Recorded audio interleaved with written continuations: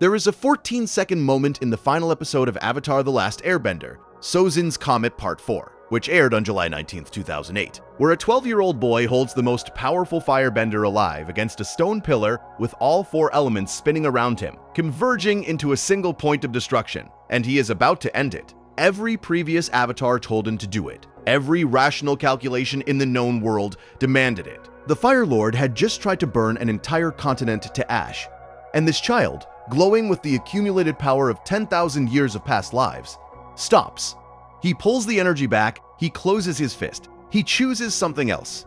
That 14-second choice is the entire philosophy of this show, and almost nobody talks about what it actually means. The easy reading of that moment is that Aang is kind, that he does not like violence, that he is, in the way children's shows tend to frame it, simply a good person who does not want to hurt anyone. And that reading is not wrong, but it is nowhere near complete. Because what Aang does in that final scene is not an act of kindness. It is an act of philosophical rebellion against every institution, every mentor, every spiritual authority, and every strategic framework that has told him what the right thing to do looks like. He does not spare Ozai because he is soft. He spares Ozai because he has spent 3 seasons building a moral architecture that none of the people advising him could see. And in that moment, he trusts it more than he trusts them. If you are enjoying this kind of long-form exploration, subscribing to the channel helps more than you might think. It is free, and it keeps videos like this one coming. Now, back to it. To understand what Aang does at the end of the series, you have to go back to the very beginning, and not just to the first episode. You have to go back to the moment before the series even starts. A moment the show only reveals in fragments through flashbacks and guilt and silence. Because the philosophy of Aang does not begin with enlightenment. It begins with the single worst decision he ever made, and the fact that the show never lets him forget it. In Book 1, Chapter 12, an episode called The Storm, which first aired on June 3, 2005, the show finally tells you why Aang was in that iceberg. And it does so through a dual narrative. On one side, you get Zuko's backstory, the Agni Kai, the scar, the banishment. On the other side, you get Aang's. And what is striking about placing these 2 stories side by side is that both of them are, at their core, about boys who were punished for being what they are. Zuko was punished for being the Avatar. The monks at the Southern Air Temple told Aang he was the Avatar when he was 12 years old. Normally, Avatars are not told until they turn 16, but the monks sensed something coming. The world was changing. Fire Lord Sozin was building an army, and so they accelerated the timeline, and in doing so, they broke something in this boy's life that could never quite be repaired. Once the other children knew, everything changed. Aang was no longer allowed to play in their games. Not because they disliked him, but because his abilities made competition meaningless. The kids told him his presence gave any team an unfair advantage, and one by one, the friendships fell away. The only person who still treated Aang like a child, like a person, was Monk Gyatso. And when the Council of Elders decided that even Gyatso was too close, that Aang needed to be separated from his mentor and sent to the Eastern Air Temple, the boy made the decision that would define the next 100 years of world history. He ran. 2 words. The show gives this moment 2 words and an empty frame. No dramatic music, no slow-motion escape sequence, just a boy on a bison flying into a storm, and the camera holds on the empty room he left behind.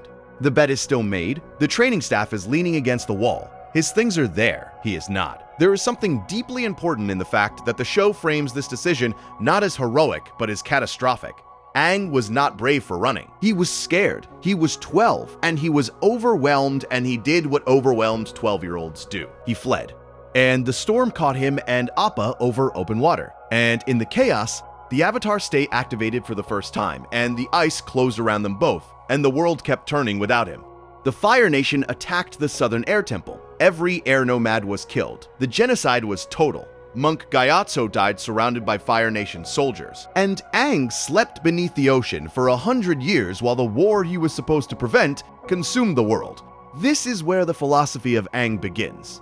Not in wisdom, not in spiritual clarity. In guilt, in the unbearable knowledge that the people who loved you are dead because you were not there. And you were not there because you chose yourself over them. That is the foundation the entire show is built on, and it is far darker than most people give it credit for. And here's the part that makes it even heavier, the part you might miss if you were watching casually. Aang did not just fail to protect his people. He is the reason the Fire Nation attacked when they did. The air nomads were targeted first specifically because the next Avatar was going to be born among them. Sozin knew the avatar after Roku would be an airbender. The genocide was not random, it was surgical. They killed every air nomad in the world to make sure they killed the avatar. The fact that Aang survived, frozen beneath the ocean in a block of ice, is the one variable Sozin did not account for. So when Aang wakes up 100 years later and learns what happened, he is carrying a weight that very few fictional characters are ever asked to carry. He is not just the survivor of a genocide, he is the reason the genocide happened. His existence is what painted the target on his people, and his absence is what made the killing pointless, because they killed everyone and still did not get the one person they were looking for. Try to hold both of those truths at the same time. You are the reason your people were targeted, and you are the reason they died for nothing. That is the psychological landscape Aang is navigating from the very first episode, and the show has the restraints to let you discover it slowly in pieces, rather than dumping it on you all at once. When you watch Aang in the early episodes of Book 1, there is a lightness to him that feels almost out of place. He rides penguins, he makes jokes, he plays with Momo, and it would be easy to read this as the show being a children's program, keeping things fun. But if you look more carefully, there is something underneath all of that energy. Aang is not carefree. He is performing carefreeness. He is a boy who has lost everything, and the way he survives it is by refusing to sit still long enough for the grief to catch up. You see this pattern in real psychology. It is called avoidant coping, and it is one of the most common responses to trauma, particularly in children. The child who has experienced something too large to process does not collapse. They accelerate. They become the funny one, the energetic one, the one who is always suggesting the next adventure. Because as long as they are moving, as long as there is something new to look at, the thing behind them cannot reach them. Aang rides the elephant koi in Kyoshi Island not because he is unburdened. He rides the elephant koi because the alternative is sitting with the fact that everyone he knew is dead, and he is not ready for that yet. And there is a devastating detail embedded in this that the show handles with incredible subtlety. When Aang visits places he knew before the war, he consistently expects them to be unchanged. He expects the Southern Air Temple to be full of monks, he expects the Northern Air Temple to be what he remembers. He expects the world to be the way he left it. And every single time, he is confronted with the truth that 100 years have passed and nothing waited for him. In Book 1, Chapter 6, an episode called Imprisoned, which aired on March 25, 2005, there is a small moment that most people forget. Aang says something about the Fire Nation, something casual and naive, something that reveals he still thinks of the war as a recent development rather than a century-long occupation. And the people around him, the Earthbenders who have been living under Fire Nation control for their entire lives, look at him with a confusion that borders on pity. Because to them, this is not a war that just started. This is the world. This is all they have ever known. Aang is, in every meaningful sense, a boy out of time. He speaks with the innocence of someone who grew up in a world that no longer exists, and every interaction he has with the current world is a small collision between what was and what is. And the philosophy he carries, the air nomad philosophy of peace and nonviolence and the value of all life, is a philosophy that was born in a world that the Fire Nation erased. When Aang practices nonviolence, he is not just making a personal choice. He is keeping an entire civilization's moral framework alive in a world that tried to kill it. This adds a layer to everything he does that most analyses miss. Aang's pacifism is not just a character trait, it is an act of cultural resistance. Every time he refuses to kill, every time he chooses the harder path over the violent one, he is saying that the air nomads are not gone. Their values survived. The Fire Nation killed every man, woman, and child in every temple on every mountain. And the one thing they could not kill was the idea at the center of it all. The idea that all life is sacred, and that no war, no matter how justified, gives you the right to take it. Think about what that means in practical terms. Aang is not just a boy trying to be good. He is a living archive, the last copy of a manuscript that someone tried to burn. Every decision he makes is, whether he is conscious of it or not, a statement about whether the air nomad way of life deserves to exist. If he compromises, if he kills, if he becomes what the war is trying to make him, then the genocide is complete. Not the physical genocide, that happened 100 years ago, but the spiritual genocide, the erasure of everything the air nomads believed. And Aang, by simply being who he is, by stubbornly insisting on peace in a world that has forgotten what it looks like, is preventing that erasure. He is the refusal incarnate, the last standing wall of a temple that has already fallen. The show knows this. And it waits. It waits until Book 1, Chapter 3, an episode called The Southern Air Temple, which aired on February 25th, 2005, to confront Aang with the one thing he has been outrunning since the moment he woke up. He returns to the Southern Air Temple expecting to find his home. He expects to see the monks, the bison, the gardens, the ball courts. He tells Katara and Sokka that the Fire Nation could never have reached an air temple because of how remote they are. He believes this. He needs to believe this.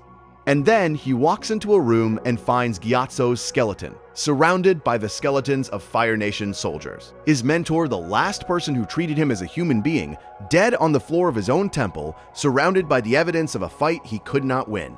There is a detail here that the show trusts you to notice on your own. Gyatso's skeleton is surrounded by dozens of Fire Nation soldier skeletons. This means that Gyatso, a monk, a pacifist, a member of the most peaceful culture in the Avatar world, fought. He fought hard. He took dozens of firebenders with him, and the show never comments on this directly, never has a character point it out, never explains what it means. But what it means is this: even the most peaceful person in the world, when pushed far enough, when the people he loves are being slaughtered around him, will fight. Gyatso did not die meditating, he died fighting. And the question the show is quietly asking is, does that make him less of a monk? Does it make his philosophy of peace a failure?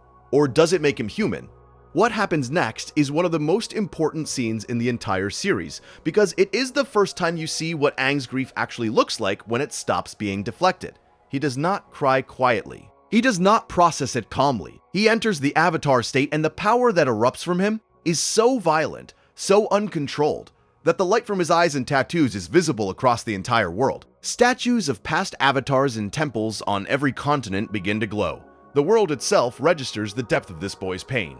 And it is Katara who brings him back, not with a technique, not with a spiritual intervention. She tells him that she and Sokka are his family now, that he is not alone, and slowly, the glow fades, and the wind dies, and Aang comes back to himself. She holds his hand, and the most powerful being in the world lets a 14-year-old girl from the Southern Water Tribe pull him back from the edge of destruction, not because she is stronger than him, because she is present, because she sees him not as the Avatar, but as Aang, a grieving boy who has just found his father figure dead on the floor of his childhood home.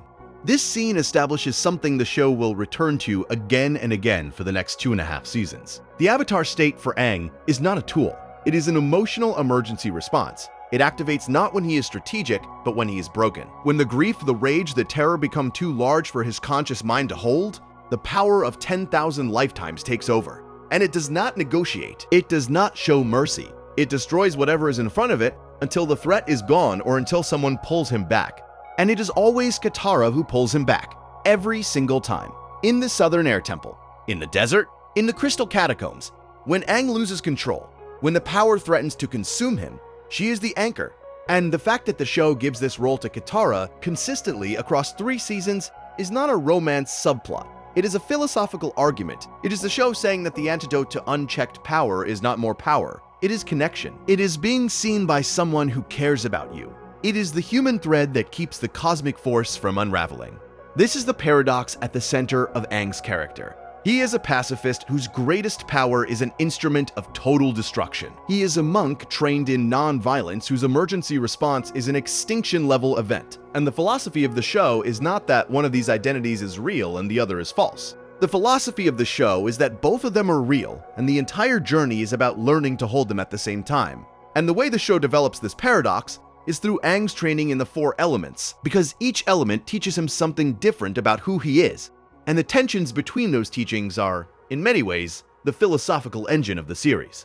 Air is where Aang starts. It is the element of freedom, of evasion, of letting things pass through you without resistance.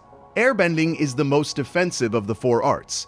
It does not create barriers. It does not strike. It moves around. It finds the gaps. It turns the opponent's momentum into empty space. An airbender does not need to overpower you. They just need to not be where your fist lands. And the philosophy embedded in this is one of radical non-attachment. Do not hold on to anything so tightly that you cannot move.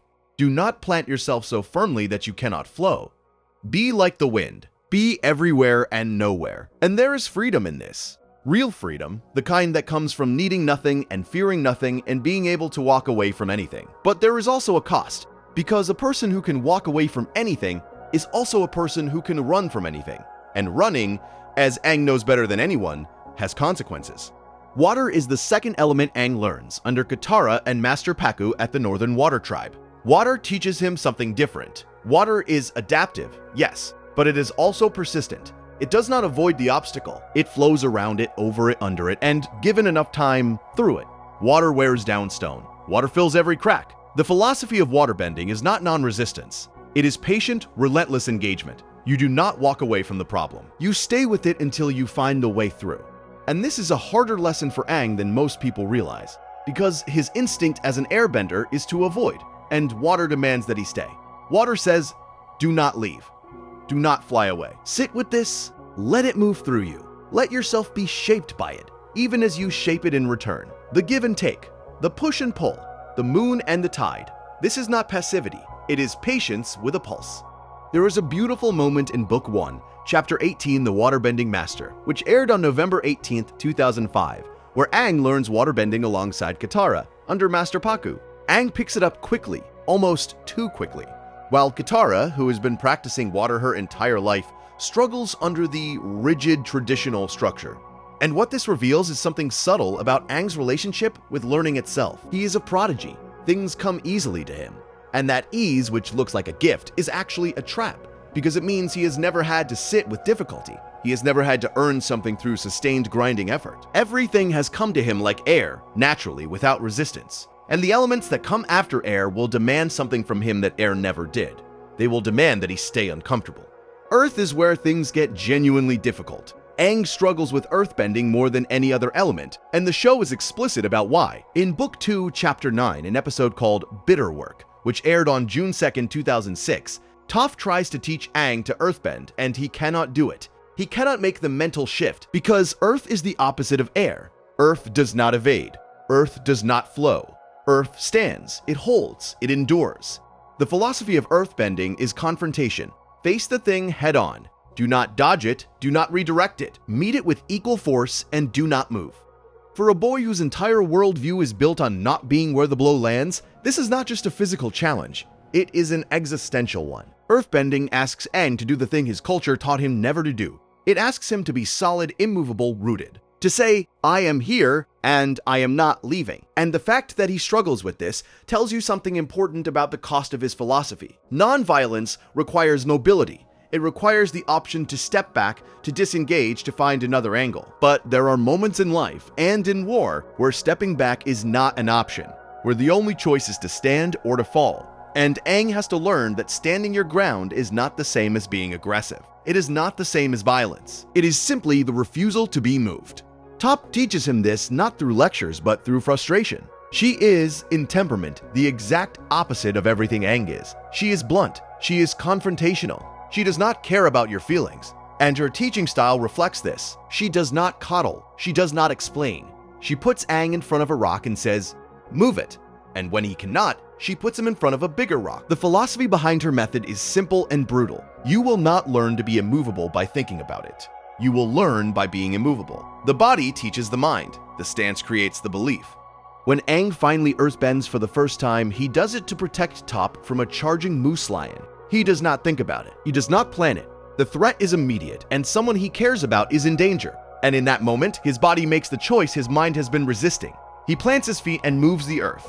And the look on his face afterward is not triumph. It is surprise. He did not know he had that in him. And the surprise is the lesson, because what Aang discovers in that moment is that confrontation and compassion are not opposites. He did not stand his ground because he wanted to fight. He stood his ground because someone needed him to. And that reframes everything. Earth is not about aggression. It is about being present for the people who need you to be exactly where you are. Fire is the last element, and it is the one that scares Aang the most. In Book 1, Chapter 16, an episode called The Deserter, which aired on October 21st, 2005, Aang is briefly taught firebending by a disgraced Fire Nation master named Zheng. And in his eagerness, in his excitement at learning something new, he loses control and burns Katara's hands. The look on her face when it happens is something Aang carries for the rest of the series. He swears in that moment that he will never firebend again. And for most of the show, he keeps that promise. He avoids fire. He is afraid of it. Not because it is powerful, but because it hurt someone he loves, and the thing that hurt her was not the fire. It was him, his lack of control, his carelessness. Fire taught him that his power is not inherently good. that even with the best intentions, even with no desire to harm, the power can escape you. It can burn the people closest to you, and the only defense against that is not more power. It is discipline. It is the hard, unglamorous work of learning where the edges of your control are and never stepping past them. This fear of fire is, in a sense, the most human thing about Aang. It is not a philosophical fear. It is not an abstract moral position. It is the fear of a boy who hurt someone he loves and cannot bear the thought of doing it again. And the show lets him carry that fear for nearly 2 full seasons before asking him to face it. It does not rush him. It does not tell him to get over it. It respects the weight of what happened and gives him the time he needs to find his way back to the element on his own terms. When Aang finally returns to firebending in Book 3, in the 2-part episode The Firebending Masters, which aired on July 15, 2008, the lesson he learns is different from what he expected. He and Zuko travel to the ruins of an ancient civilization to learn the original source of firebending. And what they find there are the last 2 dragons, Ran and Sha, and the truth that the Fire Nation has been hiding for 100 years. Fire is not destruction. It is life. It is energy. It is the same force that makes the sun rise and the crops grow, and the warmth in your chest when you see someone you love. Fire only becomes destructive when it is fueled by rage, by ambition, by the desire to dominate. When it is fueled by life itself, by the genuine drive to create and sustain and protect, it is beautiful. The dragons show Aang and Zuko a spiral of multicolored flames, and the animation in this scene is deliberately different from every other fire scene in the show. The colors are warm but varied. The movement is flowing, almost like water. The fire dances. It does not attack, and Aang's face, watching it, is the face of a person who has just realized that the thing he feared most is not what he thought it was. He was afraid of fire because he thought fire was violence. But fire is not violence. Fire is power, and power, like the avatar state like bending itself, is morally neutral. It becomes what the person wielding it makes it. Violence is one option. Life is another. This is quietly the moment where Aang's philosophical framework becomes complete. He started with air, the element of avoidance. He learned water, the element of persistence. He struggled through earth, the element of confrontation. And he finally embraced fire, the element of life force. And what he found at the end of all 4 trainings is that none of the philosophies were wrong. They were incomplete. Air alone is not enough. Water alone is not enough. Earth alone is not enough. Fire alone is not enough. But together, balanced, held in tension with each other, they form something that is more than any of them. Balance. That is the word the show uses more than any other. It is the Avatar's purpose. It is the world's need. And it is the thing Aang has been building inside himself through every training, every struggle, every failure. Not a single philosophy, not a single approach to the world, but a dynamic equilibrium between competing truths, each one valid, each one incomplete, and the wisdom to know which one to lean into at any given moment. This is, if you think about it carefully, a deeply mature philosophical position. It is what the philosopher Isaiah Berlin called value pluralism. The idea that there are multiple genuine values in the world, that they often conflict with each other, and that no single value can serve as the foundation for a complete moral system. Freedom conflicts with security, justice conflicts with mercy, individual rights conflict with the common good. And the mark of a wise person is not choosing one value over all others. It is navigating between them with sensitivity to context, with awareness that every choice involves a trade-off, and with the humility to know that you might be wrong. Aang, by the end of his series, is a value pluralist. He holds air and earth at the same time, evasion and confrontation, flow and solidity. He holds water and fire at the same time, patience and urgency, adaptation and creation. And his final choice, the choice to energy bend Ozai rather than kill him, is an act of value pluralism made physical. It is the choice that honors all 4 elements, all 4 philosophies, all 4 ways of being in the world, without betraying any of them. But the show does not let Aang arrive at that synthesis easily. Before the elements teach him balance, the show puts him through a crucible that tests his deepest attachments. And that crucible happens in the desert. In Book 2, Chapter 11, an episode called The Desert, which aired on July 14, 2006, Appa has been stolen by sandbenders, and the group is stranded in the Siwan Desert without water, without direction, and without the one creature Aang has loved since before the iceberg. Appa is not just a pet. He is not just a mode of transportation. Appa is the last living connection Aang has to the world before the genocide. Appa was there at the Southern Air Temple. Appa was there when Aang ran away. Appa was frozen in the ice with him. When everything else was taken, when every monk and every bison and every friend was killed, Appa survived. Appa is the last thread of the old world, and someone just cut it. Aang does not handle it well. He shuts down. He becomes cold, distant, almost robotic. The lightness that usually defines him disappears completely, and in its place is something flat and hard and dangerous. He snaps at his friends. He refuses comfort. He walks through the desert like he is already somewhere else, somewhere inside himself where the pain is too loud for anything outside to reach. And then, Toph tells him that she recognized the voice of one of the sandbenders who took Appa, and that the man muzzled Appa to keep him quiet. Something breaks. Aang enters the Avatar state. The sand whips into a vortex around him. The power builds. And you can feel in that scene that this is not the righteous fury of a hero defending the innocent. This is a traumatized child whose last connection to his old life has been taken, and the rage is aimed at everything. The sandbenders, the desert, the world that keeps taking from him. If Katara had not reached him, had not physically held him and grounded him back into his body, there is no question about what would have happened next. The image of Katara holding Aang while he hovers in the Avatar state, tears streaming down his face, the sand swirling around them both, is one of the most powerful images in the entire series. Because in that image, you see both halves of Aang at once, the cosmic power and the human grief, the destroyer and the child, and you see that it is the human connection, the hand on the arm, the voice saying, "I am here," that pulls him back from becoming the thing the world fears most. This is where the philosophy of Aang starts to distinguish itself from simpler narratives about good versus evil, because the show is not saying that Aang's anger is wrong. It is not saying that his grief is a weakness. It is saying that power without philosophy is just another kind of destruction. And the fact that Aang has access to more power than any other living being does not make him safe. It makes him dangerous. And the journey is not about accumulating more power. The journey is about building a self strong enough to hold the power without being consumed by it. There is a tradition in Eastern philosophy, particularly in Buddhism and Taoism, that the show draws from heavily but never names directly. It is the idea that the most dangerous person in the room is not the one who can cause the most damage, but the one who has not done the work of understanding why they want to. Anger in this framework is not a sin. It is a signal. It tells you that something matters, but if you act on it before you understand it, you are not exercising power. You are being exercised by it. The anger is using you, not the other way around. Aang's entire arc is the process of learning this distinction. In the early episodes, his emotional reactions are immediate and uncontrollable. Grief triggers the Avatar state, rage triggers the Avatar state, fear triggers the Avatar state. The power responds to what Aang feels, not to what Aang decides. And every time it activates, it is terrifying because it is a 12-year-old child's emotions amplified to the scale of a natural disaster, and nobody, including Aang, knows how to stop it. What the show is quietly arguing through every one of these scenes is that raw power is morally neutral. What determines its moral character is the framework of the person wielding it.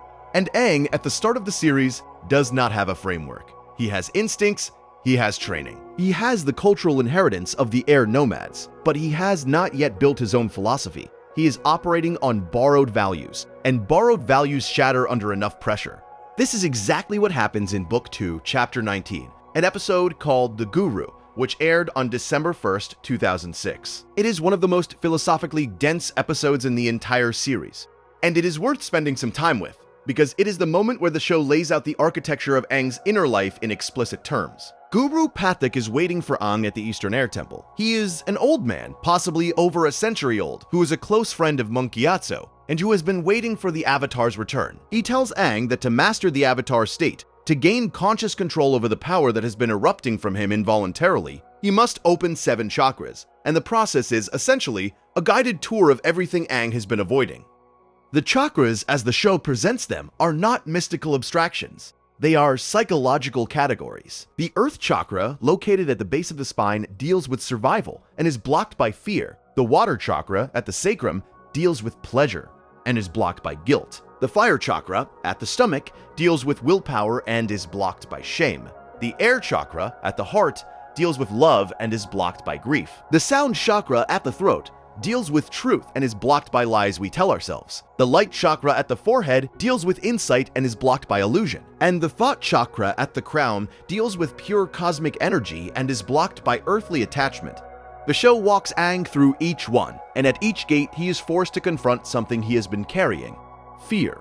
The vision of Fire Lord Ozai, the embodiment of everything Aang is supposed to defeat but does not feel ready for. Aang sees Ozai as a towering figure wreathed in flame, and the fear is not abstract. It is the specific physical terror of a child facing an adult who wants to kill him. And Guru Pathik does not tell Aang to overcome his fear. He tells him to accept it, to let it exist without letting it control him. The fear is real, the fear is valid, but it does not have to be the thing that decides what Aang does next. Guilt, the memory of running away, the monks, the genocide, everything that happened because he was not there. This is the deepest wound, the one that has been under everything else since the first episode. And when Aang faces it, the show gives us the image of 100 air nomads falling, and Aang standing in the center, watching. Pathik tells him to accept that these things happened, that they cannot be undone, and that carrying the guilt will not bring anyone back. It will only weigh him down until he cannot move at all. Shame. The moments where he hurt people, where his power was not heroic but harmful, where he failed to live up to the standard he sets for himself. Katara's burned hands. The villages damaged by his avatar state outbursts. Every moment where the power got away from him and someone suffered for it.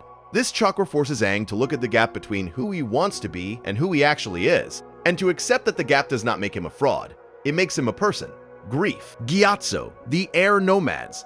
Appa, the world he grew up in that no longer exists. The laughter he can still hear in the empty hallways of a temple where no one lives anymore. This is the one that makes Aang cry. Not the fear, not the guilt, not the shame. The grief. Because grief is the proof that love existed. And acknowledging it fully means acknowledging that the things he loved are gone. Not hidden, not waiting for him.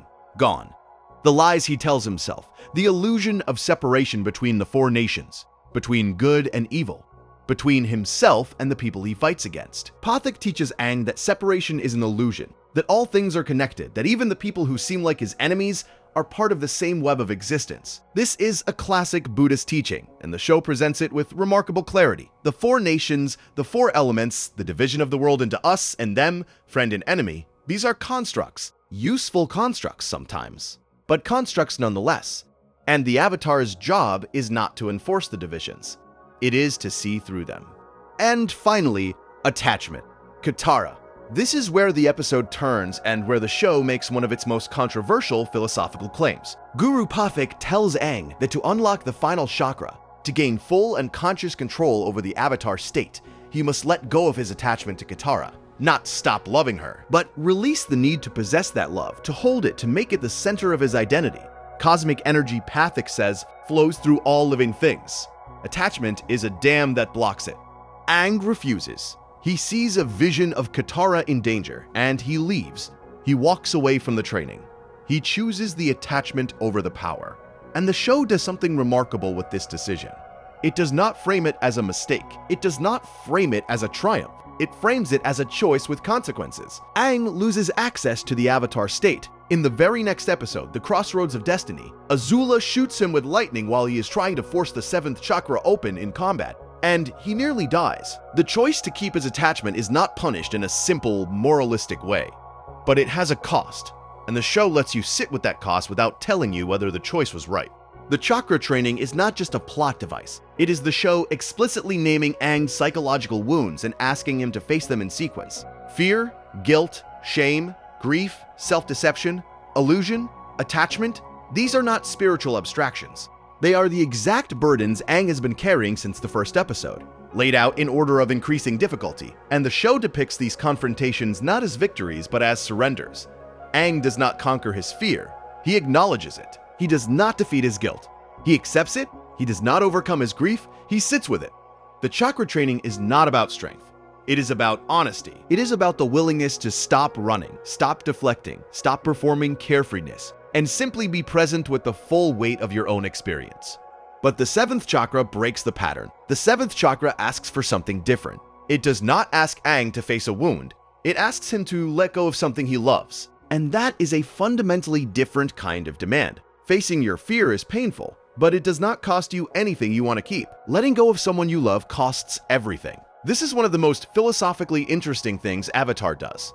It presents a genuine moral dilemma, one drawn directly from Buddhist thought, and it does not resolve it cleanly. In classical Buddhist philosophy, attachment is the root of suffering. The path to enlightenment requires letting go. Aang is offered this path explicitly by a guru who represents centuries of spiritual wisdom. And he says no. He says that his love for Katara is not something he is willing to sacrifice, not even for the power to save the world. And the show asks you, is he right? There is no clear answer, and the show is wise enough to know that. What it does instead is let the consequences play out. Aang spends most of Book 3 carrying the weight of that choice. He cannot access the Avatar state reliably. He must find another way to defeat Ozai, and the pressure of that search is what drives the final arc of the series. There is an old debate in Buddhist philosophy about whether detachment is truly the highest path, or whether it is, in its own way, a kind of avoidance. The Theravada tradition, the older school, tends to emphasize individual liberation through the dissolution of attachment. The Mahayana tradition, the later school, introduces the concept of the bodhisattva, a being who has achieved enlightenment but chooses to remain in the world attached to it, because their compassion will not allow them to leave while others are still suffering. The bodhisattva does not transcend attachment. The bodhisattva makes attachment into a practice. They love the world so much that they refuse to leave it, even when leaving would bring them personal peace. Aang, whether the show's creators intended it or not, is a bodhisattva. He is offered transcendence. He is offered mastery over the Avatar state at the cost of releasing his earthly attachment. And he refuses because his love for Katara, for his friends, for the world as it is, messy and painful and imperfect, is not a weakness he needs to shed. It is the thing that makes him who he is. Without it, he might be a more powerful Avatar, but he would not be Aang. And the show's argument, built carefully over 3 seasons, is that the world does not need a more powerful Avatar. It needs Aang. There is something deeper happening here, something the show never states outright but builds into the structure of its narrative. Aang's refusal to let go of his attachment to Katara is, in a sense, the same kind of refusal he will make at the end of the series when he refuses to kill Ozai. In both cases, he is told by spiritual authorities, by people who are wiser and older and more experienced than he is, that the correct path requires him to sacrifice something he considers fundamental to who he is. And in both cases, he refuses. Not because he does not understand the argument, not because he is too immature to see the logic, but because he has decided that certain things are not negotiable, and he would rather fail on his own terms than succeed on someone else's. This is a profoundly modern philosophical position, and it is striking that a show aimed at children articulates it so clearly. The idea that moral authority does not come from tradition or from spiritual hierarchy, but from the individual's relationship with their own values is, in Western terms, deeply Kantian. Immanuel Kant argued that the moral worth of an action lies not in its consequences, but in the principle behind it. An action is good not because it produces good outcomes, but because it is done out of duty to a law the individual has given themselves. Aang, without ever reading Kant, is doing exactly this. When he refuses to let go of Katara, he is saying, I do not care what the consequences are. I do not care what the strategic calculus says. This is who I am, and I will not become someone else to achieve your definition of success. When he refuses to kill Ozai, he is saying the same thing. And the show, crucially, validates this. Not by making everything easy, not by removing the consequences, but by giving Aang the tools to succeed precisely because he refuses to compromise. The lion turtle does not appear because Aang earned it through compliance. It appears because Aang's integrity, his stubborn refusal to break his own moral code, creates the conditions for a solution that nobody else could have imagined. Energy bending, the technique the lion turtle teaches him, is older than all 4 elements. It is the original form of bending from the era before the Avatar, before the 4 nations, and it requires something very specific from the person who uses it. The lion turtle's words are, to bend another's energy, your own spirit must be unbendable, or you will be corrupted and destroyed. Think about what that means. The technique that saves the world can only be used by someone whose inner convictions are absolute. If Aang had compromised, if he had agreed to kill Ozai and then changed his mind at the last second, the technique would not have worked. If he had let go of his values under pressure and then tried to reclaim them in the final moment, his spirit would not have been unbendable. It would have been cracked, and Ozai's energy would have consumed him. The show is making an argument here that goes far beyond a children's cartoon. It is arguing that integrity, not power, is the ultimate resource, that the strength to hold your ground when everyone tells you you are wrong is not stubbornness. It is the prerequisite for the highest form of action, and that the answers you need, the ones that nobody else can give you, only become available when you have proven that you will not betray yourself to find them. Before we get to the finale, though, there is an entire stretch of Book 3 that deserves more attention than it usually gets, because it is the period where Aang's philosophy is tested not by enemies but by allies, by friends, by the people who love him most. In Book 3, the group infiltrates the Fire Nation. They wear Fire Nation clothes, they eat Fire Nation food. Aang even attends a Fire Nation school. In Chapter 2 of Book 3, an episode called The Headband, which aired on September 28, 2007. And what Aang finds there is not the enemy he expected. He finds children, normal children who have been taught to stand straight and never question authority and march in lines. Children who have never been allowed to express themselves, to dance, to play freely. And Aang, being Aang, throws them a secret dance party. This is not a throwaway episode. It is the philosophy of Aang in miniature. He does not see Fire Nation children as future soldiers. He does not see them as the enemy's spawn. He sees them as kids who have been denied the freedom he grew up with, and he gives it back to them, even if only for one night. He teaches them to dance. He shows them what expression looks like. And when the authorities come, he disappears, leaving behind a room full of children who have, for the first time in their lives, felt what freedom feels like. This is what nonviolence looks like when it is not about combat. It is generosity. It is the refusal to dehumanize. It is the willingness to see the person inside the uniform, the child inside the propaganda, the human being inside the enemy. And Aang does this instinctively, without thought, without strategy. He does it because it is who he is. But the pressure builds. The Day of Black Sun arrives in chapters 10 and 11 of Book 3, and the invasion fails. The plan to defeat Ozai during the eclipse, when firebenders would be powerless, collapses. The Fire Nation knew they were coming, and in the aftermath, Aang's friends begin to lose patience with the peaceful approach. By the time the group reaches Ember Island in the episodes leading up to the finale, the conversation about Ozai has become unavoidable. Aang must face the Fire Lord during Sozin's comet, when firebending will be amplified by the comet's power to an almost unimaginable degree. And his friends, one by one, tell him what they think he needs to do. Sokka is direct. He says Aang has to take Ozai out. He uses the word decisively, and he means it in the way soldiers mean it. Zuko is quiet about it, but his silence speaks. He has seen what his father is capable of. He knows that mercy in this case could cost millions of lives. Even Katara, gentle Katara, does not argue against it. The group's consensus is clear. Ozai must die. And Aang sits with this, and he feels the weight of it. And he cannot do it. Not will not. Cannot. It is not a strategic calculation for him. It is not a tactical decision. It is something deeper than that, something in the architecture of who he is. Killing Ozai would be the end of the air nomad philosophy, not because the air nomads forbade killing in all circumstances, though they did live by that code, but because Aang is the last one. If he kills, if the last air nomad takes a life in the same war that killed his people, then the Fire Nation will have succeeded in a way that goes beyond the physical genocide. They will have killed the idea too. They will have proven that violence is the only language the world understands, and that even the culture of peace, when pushed far enough, resorts to it. Aang cannot let that happen, and the show frames this not as a burden, but as a responsibility. The survival of an entire philosophical tradition rests on this boy's shoulders, and the tradition is not just a set of rules. It is a way of seeing the world, a way of being in the world. And if it dies with him, it dies forever. There is a moment in the final arc of Book 3 that does not get discussed nearly enough. It is not a fight scene. It is not a revelation. It is a conversation. In the 4-part finale, before the final battle, Aang meditates and speaks with his past lives. He asks them, one by one, what he should do about Ozai. And one by one, they tell him to kill. Avatar Roku, the Fire Nation avatar, tells him that he must be decisive. That his hesitation with Fire Lord Sozin is what allowed the 100-Year War to begin. That Aang must not make the same mistake. Avatar Kyoshi, the Earth Kingdom avatar, tells him directly that she would have killed Ozai without hesitation. She tells Aang the story of Chin the Conqueror, and how she did not technically kill him, but did not save him either, and she felt no remorse. Avatar Karuk, the Water-Tribe avatar, tells Aang that he was too passive in his own life, and that his inaction led to the theft of his wife's face by Ko the Face Stealer. He tells Aang to shape his own destiny actively.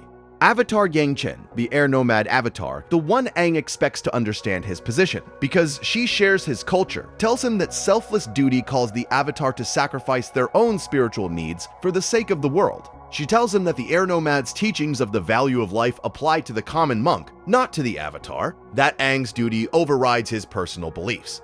4 past lives, 4 different nations, 4 different philosophical frameworks, and all 4 of them agree. Kill Ozai. Aang listens to all of them. He respects all of them. And he disagrees with all of them. Pay attention to how the show animates Aang's face during these conversations. He does not argue. He does not get angry. He does not dismiss what they are saying. He listens with genuine attention, and you can see the weight of their words landing on him. He wants them to be wrong, but he also respects them enough to consider the possibility that they are right. And in the end, after sitting with all 4 perspectives, he comes to the conclusion that he cannot follow their advice. Not because it is bad advice, but because it is someone else's advice, and the decision he is facing is his, and his alone. This is, philosophically, an extraordinary moment. The Avatar is the cumulative spiritual authority of the entire world. The past lives are not just wise individuals. They are Aang's own soul, fragmented across centuries. When Aang disagrees with them, he is, in a very real sense, disagreeing with himself. He is saying that the accumulated wisdom of 10,000 years is not sufficient to override his own moral judgment. He is saying that he, a 12-year-old boy who has been the Avatar for less than a year, knows something that 10,000 years of experience does not. And the show says he is right. You might be tempted at this point to accuse the show of having it both ways, to say that it sets up a genuinely difficult moral question and then dodges it by inventing a convenient solution, the energy bending, that lets Aang avoid the hard choice. And this is a fair criticism on the surface. But if you look more carefully at the structure of the narrative, the energy bending is not a cheat. It is a reward. It is the narrative's way of saying that when you hold to your principles long enough, when you refuse to compromise even when the cost is everything, sometimes a door opens that was not there before. Not always, the show is not naive enough to promise that. But sometimes, and the possibility of that sometimes is worth more than the certainty of the alternative. The ancient Stoic philosophers had a concept for this. They called it amor fati, the love of fate. The idea that you do not just accept what happens to you, you love it. You embrace it as necessary, as the only thing that could have happened given who you are. Aang does not just accept the difficulty of his position. He leans into it. He says, "This is who I am, and I will see where that takes me, even if it takes me somewhere no one has ever been." And what it takes him to is the lion turtle. That is a radical claim. It is the kind of claim that most narratives about wise elders and ancient wisdom would never make. Most stories would have Aang learn humility, accept the wisdom of his predecessors, and do the hard thing. Most stories would frame the killing of Ozai as a sacrifice, a burden the hero must bear, a proof that he has grown up. Avatar does the opposite. It frames Aang's refusal to kill as the most mature, most philosophically sophisticated decision in the entire series. It is not the naive choice. It is the only choice that requires true moral imagination. Moral imagination is a concept from ethics that refers to the ability to see possibilities beyond the options that are immediately presented to you. When someone tells you that you have 2 choices, kill or be killed, the morally imaginative person is the one who says, "I refuse both options and I will find a third." Not because they are in denial, not because they are weak, but because they understand that the framework itself, the binary, is a kind of trap, and the only way to beat a trap is to step outside of it. There is a famous thought experiment in philosophy called the trolley problem. A trolley is heading toward 5 people tied to the tracks. You can pull a lever to divert it to a side track where it will kill 1 person instead. Most people say pull the lever, save 5, sacrifice 1. The math is simple, but the trolley problem is a trap, and the trap is the assumption that you have only 2 options. Pull the lever or do not pull the lever. Kill 1 or kill 5. The problem is designed to make you choose between 2 bad options and feel sophisticated about which bad option you prefer. But the truly radical response to the trolley problem is to reject the premise, to say, why are there people tied to the tracks? Who tied them there? Why is the trolley moving? Can I stop the trolley? Can I untie the people? Can I do something that is not pulling a lever? Aang's entire philosophy is a rejection of the trolley problem. The world keeps presenting him with binary choices, kill or be killed, detach or be weak, fight or surrender, and he keeps refusing to accept the terms. He does not pull the lever. He does not refuse to pull the lever. He invents a third option that the people who designed the trolley problem never considered. Aang's energy bending is a moral imagination made literal. The world gave him 2 options: kill Ozai and end the war, or spare Ozai and let the war continue. Aang refused both. He found a third path, one that no one else in the history of the Avatar cycle had ever walked. He removed Ozai's bending, ending his capacity for harm without ending his life. He bent the energy within the Fire Lord's body and took away the very thing that made him dangerous. And it worked. Not because it was easy, not because it was convenient, but because Aang's spirit was, in that moment, truly unbendable. There is something worth noting about the way this scene is animated. When Aang begins the energy bending process, 2 beams of light emerge. One is blue, Aang's energy. One is red, Ozai's. They clash. Ozai's red energy begins to overtake Aang's blue. For several seconds, it looks like Aang is going to lose. The red creeps up his body, covering his hands, his arms, his chest. It reaches his face, and then, from the point of Aang's chest, the blue light surges back. It overwhelms the red, it fills the screen, and Ozai collapses, powerless. The show is telling you something with this visual. The battle is not physical. It is not about strength or speed or technique. It is about who you are at the deepest level. Ozai's spirit is powerful but brittle. It is built on domination, on control, on the assertion that might makes right. Aang's spirit is smaller, quieter, gentler, but it is solid all the way through. There are no cracks, no compromises, no places where he has betrayed his own values to gain an advantage. And when two spirits collide, the one without cracks wins. This is the philosophy of Aang. Not that violence is always wrong, not that fighting is never necessary, not even that killing is inherently evil. The show is more nuanced than that. It acknowledges through the past avatars that there are situations where killing might be justified. It does not dismiss Koshi's pragmatism or Roku's regret or Yang Chen's argument about duty. It takes them seriously. It lets them make their case, but it also argues that there is something higher than pragmatism. There is something more important than doing what works, and that something is being who you are, fully and without apology, even when the entire world tells you that who you are is not enough. Aang does not defeat Ozai because he is the strongest. He defeats Ozai because he is the most himself. If you think about it, this is the thread that runs through every major character arc in the show. Zuko's journey is about finding out who he really is beneath the identity his father imposed on him. Katara's journey is about reconciling her compassion with her anger and learning that both are real. Toph's journey is about learning that strength and vulnerability are not opposites. Sokka's journey is about discovering that intelligence and creativity are forms of power, even in a world that values bending. But Aang's journey is the inverse of all of these. While everyone else is discovering who they are, Aang already knows. He has always known. He is a monk. He is a pacifist. He believes in the sanctity of all life. He does not want to hurt anyone. The challenge for Aang is not self-discovery. It is self-preservation. It is holding on to who he is when the entire world is trying to reshape him into something more convenient. The Fire Nation wants him dead. The Earth Kingdom wants him to be a weapon. His friends want him to be practical. His past lives want him to be strategic. Guru Pathik wants him to let go of his attachments. The Order of the White Lotus wants him to fulfill his destiny. Everyone has a version of Aang that would serve them better than the one that actually exists. And the philosophy of the show is that the real Aang, the one who plays with Momo and rides Elephant Koi and does not want to kill anyone, is not the version that needs to change. He is the version that needs to survive. There is a word in philosophy for this kind of position.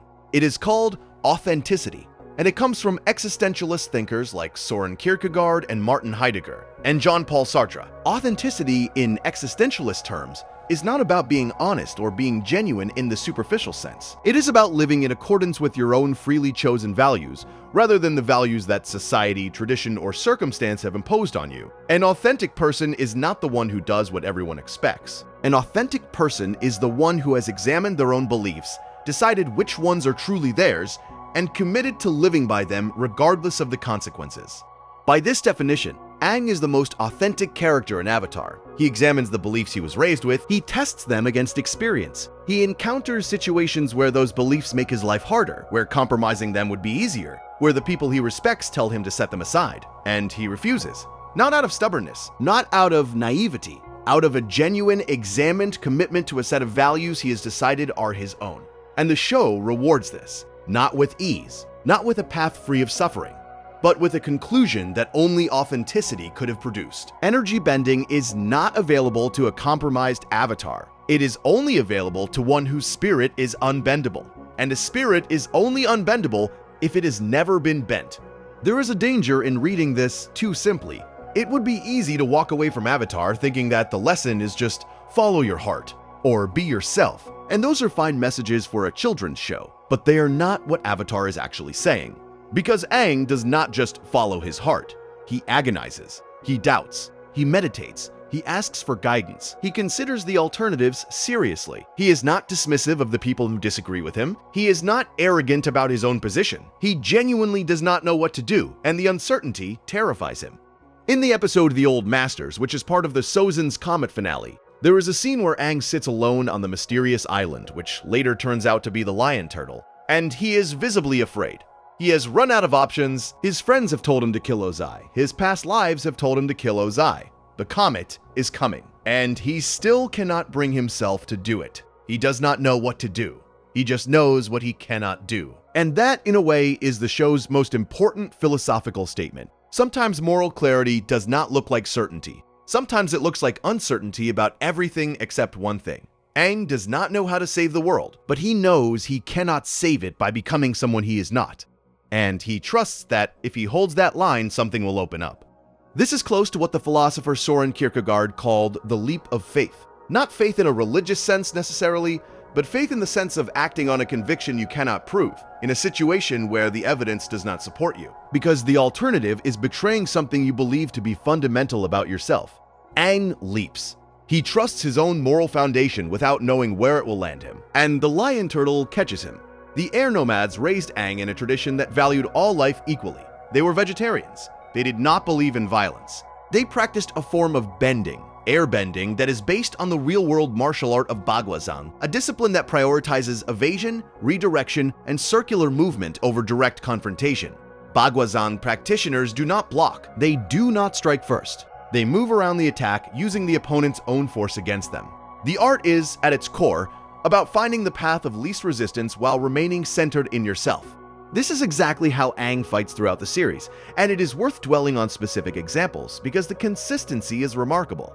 Watch any combat scene carefully and you will notice that Aang almost never initiates an attack. He dodges, he redirects, he creates distance, he uses the environment, he turns his opponent's energy back against them. And when he is forced to strike, he aims to disable, not to destroy. He is, in combat, a living expression of the philosophy he carries.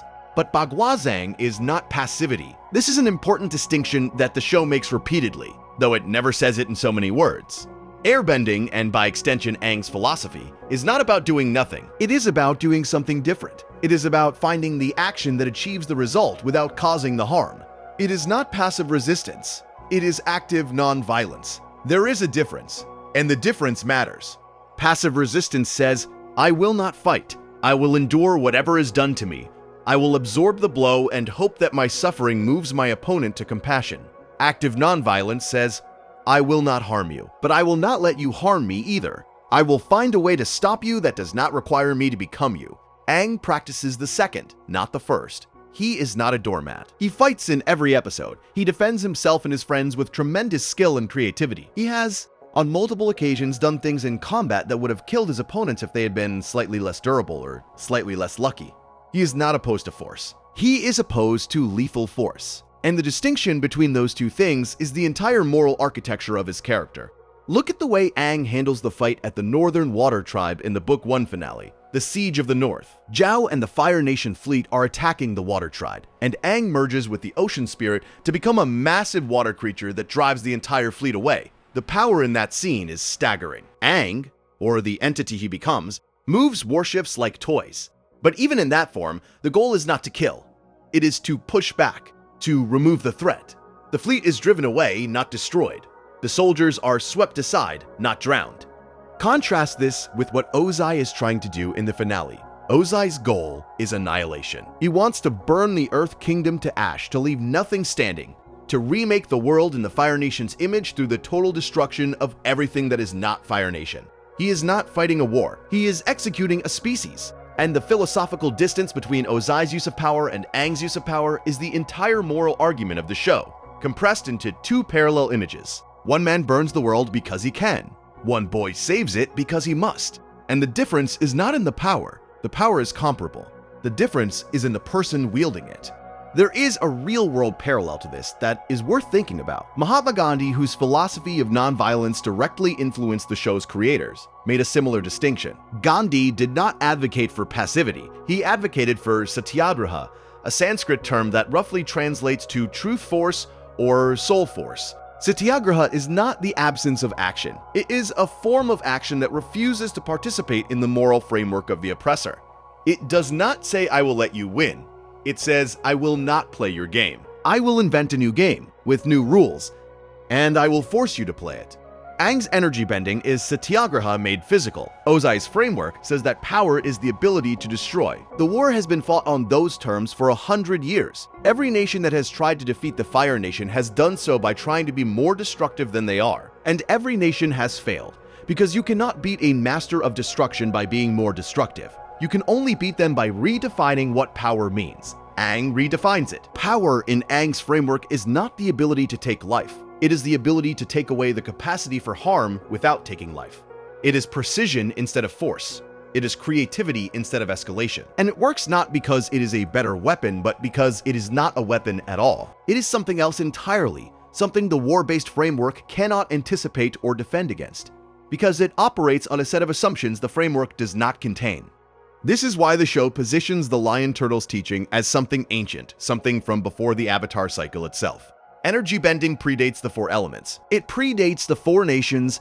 It predates the entire system of conflict that the show's world is built on. It is, in the show's mythology, the original form of power, the one that existed before anyone decided to divide the world into warring factions. And it can only be accessed by someone who has, in some fundamental way, returned to that original state. Someone who has not been shaped by the divisions. Someone whose identity is not defined by which nation they were born into or which element they bend.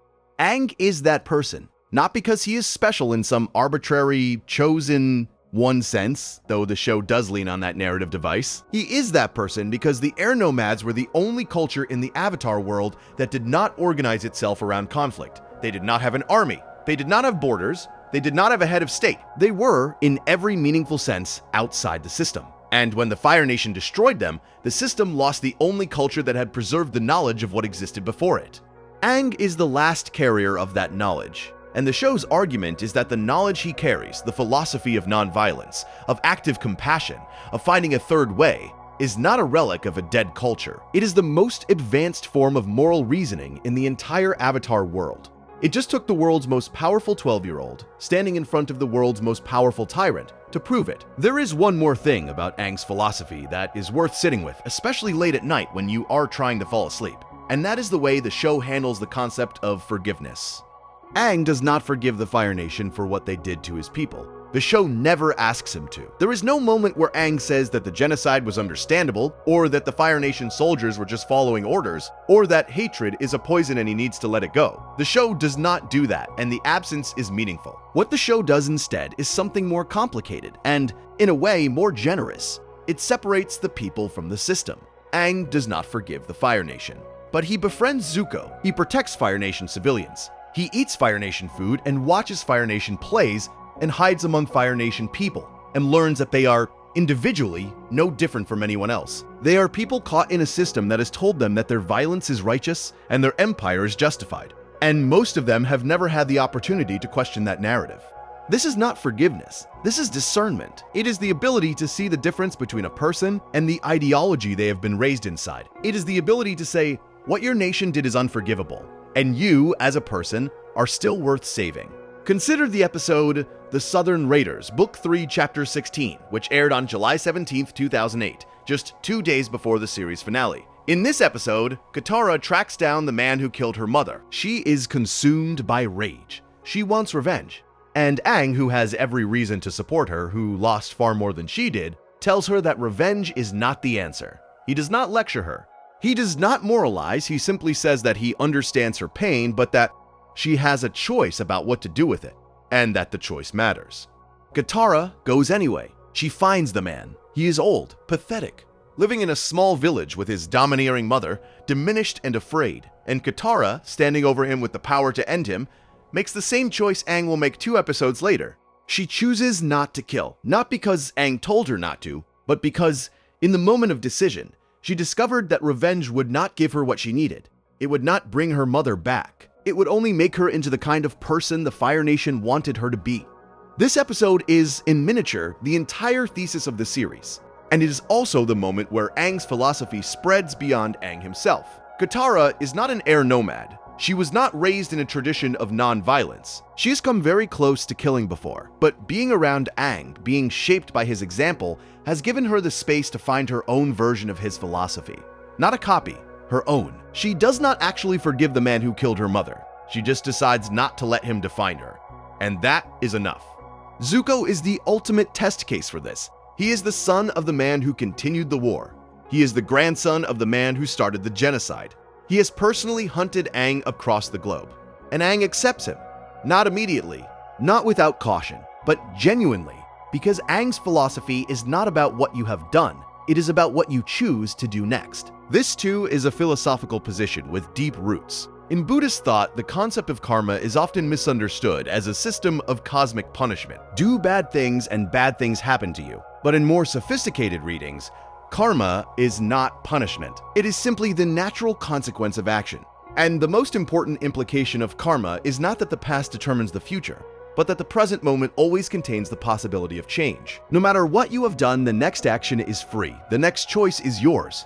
Zuko joins Team Avatar in Book 3, Chapter 12, an episode called The Western Air Temple, which aired on July 14, 2008. And the moment he does, the group fractures. Katara threatens to kill him if he steps out of line. Sokka is suspicious. Toph is cautious. Everyone has reasons to distrust this person, and those reasons are legitimate. But Aang accepts him, not immediately and not without reservations, but faster than anyone else. Because Aang's philosophy does not allow him to write someone off based on their past.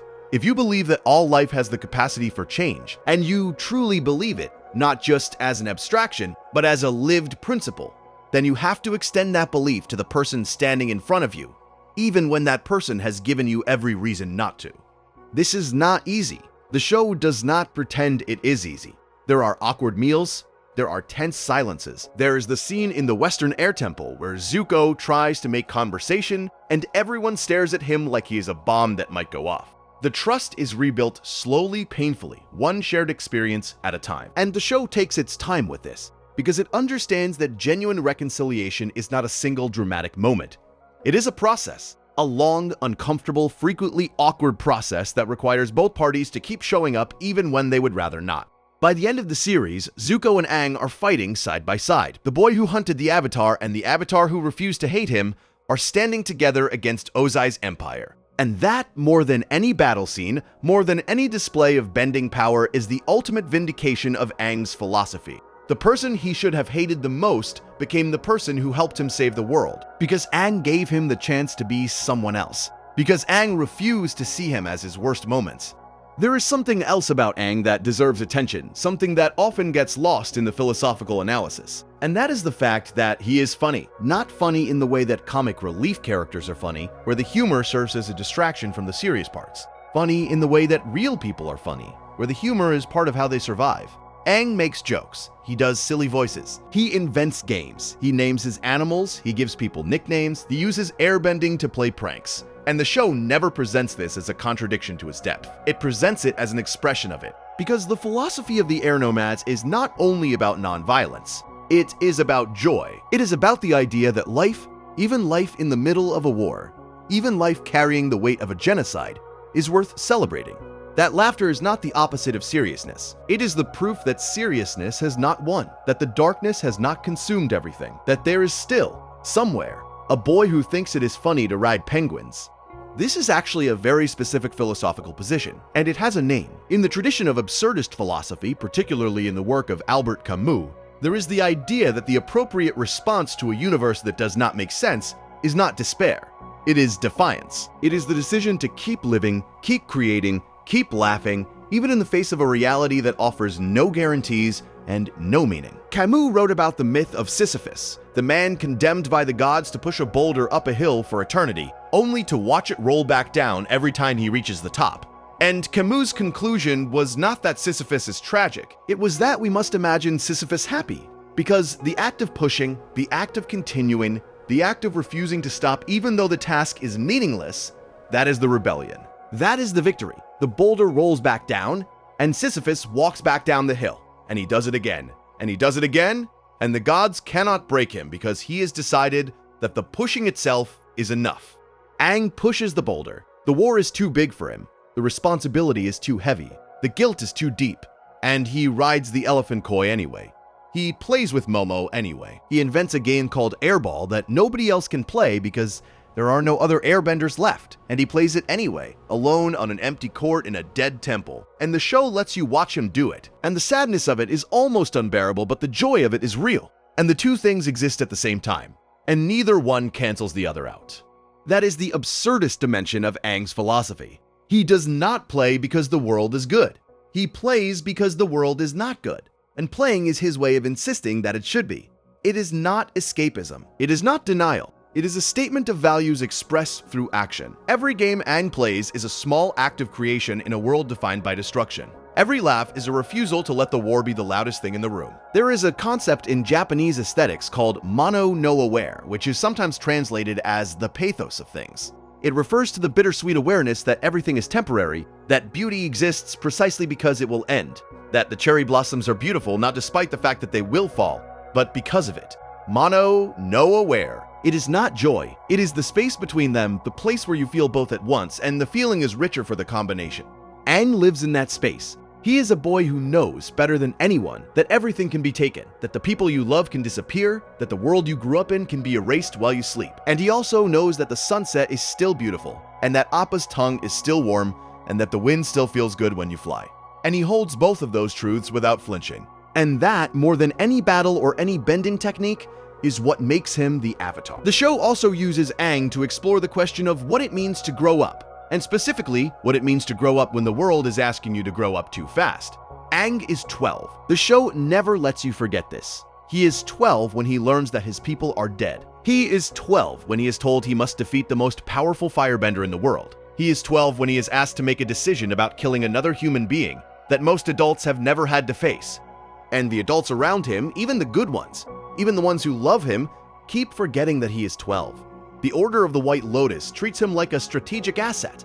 General Fong, in Book 2, Chapter 1, The Avatar State, tries to force him into the Avatar state by threatening Katara's life, treating Aang like a weapon rather than a person. Even Roku's guidance, well-intentioned as it is, comes from a place that does not account for the fact that Aang is a child. The past lives speak to him as though he is a peer, as though he has their centuries of experience, as though the fact that he is the Avatar means he has somehow stopped being a kid.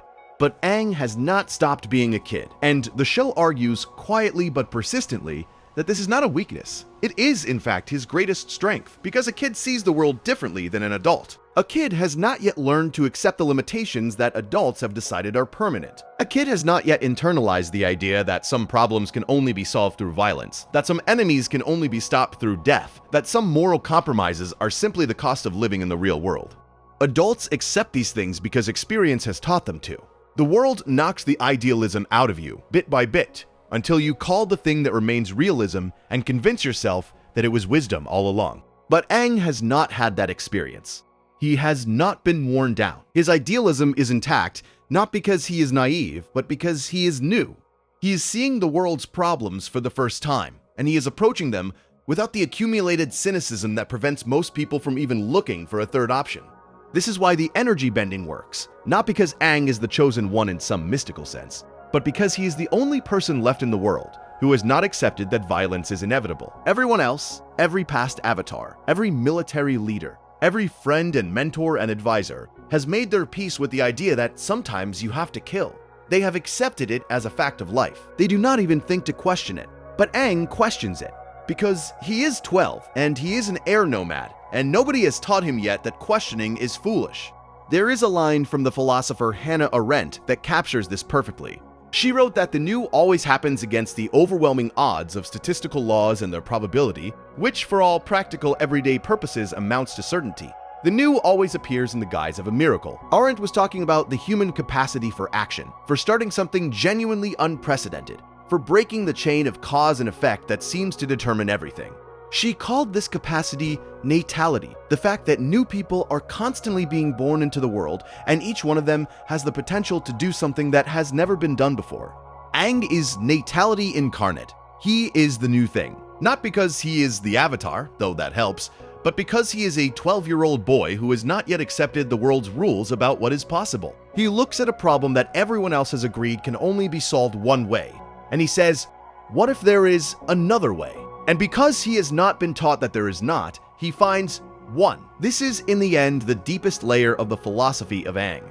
It is not just about nonviolence. It is not just about integrity. It is not just about holding your ground when the world tells you to move. It is about the radical possibility that the world can be different, that the patterns we call inevitable are actually choices, that the things we accept as the way things are were, at some point, decisions made by people, and different people can make different decisions.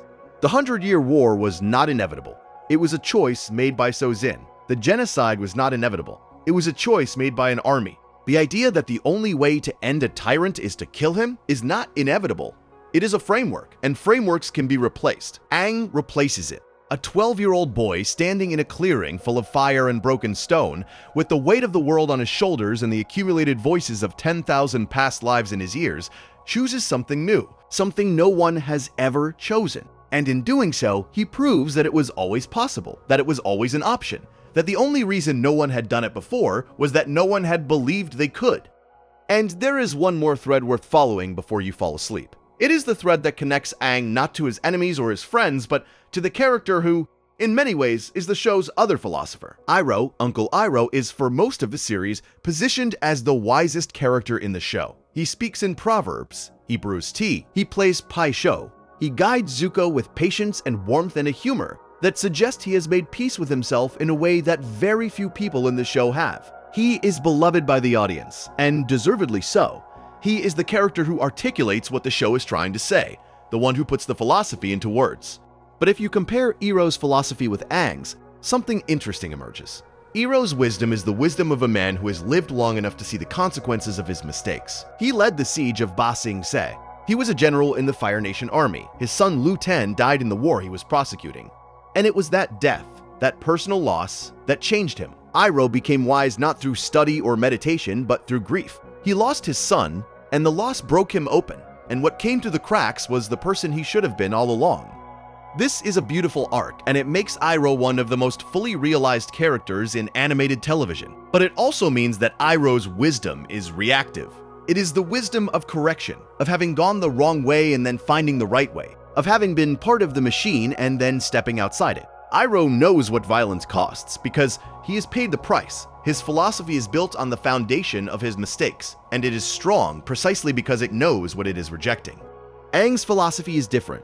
Aang has not made Iroh's mistakes. He has not been a general. He has not laid siege to a city. He has not been part of the machine. His philosophy of nonviolence is not a correction. It is an inheritance. It was given to him by the monks, embedded in the culture he grew up in, woven into the martial art he practices, and the element he bends. And the question the show is asking, across all 3 seasons, is whether an inherited philosophy can be as strong as an earned one. Whether values you were raised with can survive the same pressure as values you arrived at through suffering.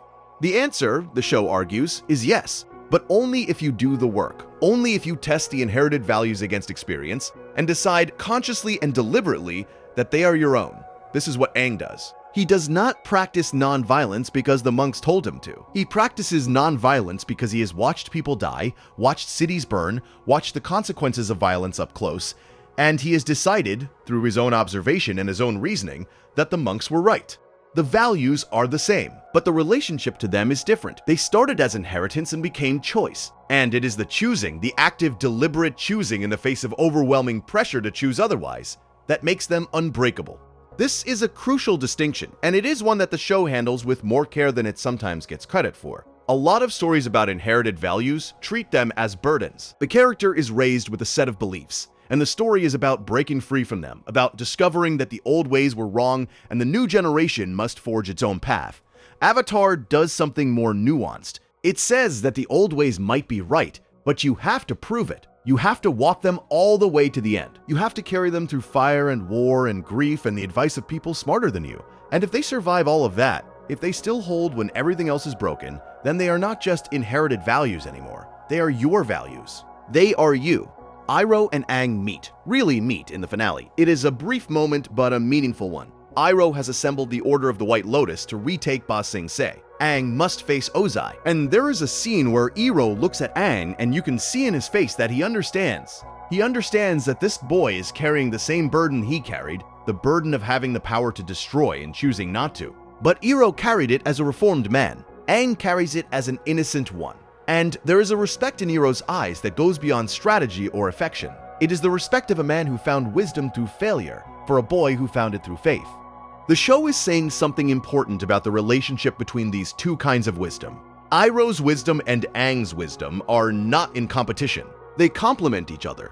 Iroh's wisdom says, "I have been where destruction leads, and I turned back." Aang's wisdom says, "I have never been there, and I do not need to go to know it is wrong." And both of them are valid. Both of them are necessary. The world needs people like Iroh who can testify to the cost of violence from personal experience. And the world needs people like Aang who can testify to the possibility of an alternative from personal conviction. The two together form something neither could form alone. This brings us to one final observation about the show's structure, one that ties everything together. Avatar, The Last Airbender, is at its core a show about balance. The four elements, the four nations, the physical world and the spirit world, yin and yang, push and pull. The balance is not static, it is dynamic. It is a constant negotiation between opposing forces, each one necessary, each one dangerous without the other. And Aang is the point of balance. Not because he has all the answers, not because he is always right, not because his philosophy is perfect, but because he is the person who holds all the opposing forces at once without collapsing. He holds grief and joy. He holds power and restraint. He holds the past and the present. He holds the violence of the Avatar state and the gentleness of a boy who plays with lemurs. He holds all of it, and he does not break, and the fact that he does not break is the miracle. That is his gift. Not bending, not the Avatar state, not energy bending. His gift is the capacity to hold contradictions without being destroyed by them. Most people cannot do this. Most people resolve their contradictions by choosing a side. They become either warriors or pacifists, either angry or peaceful, either attached or detached, either funny or serious. They pick the identity that feels safest and they live inside it, and the parts of themselves that do not fit are pushed down, ignored, denied. Aang does not do this. He is all of it, all the time. The monk and the warrior, the child and the sage, the survivor and the savior, the last of his kind and the first of something new. And the show's final argument, the one it has been building for 3 years and 61 episodes, is that this is what balance actually looks like. Not the absence of conflict, not the resolution of contradiction, but the willingness to live inside the tension without demanding that it resolve.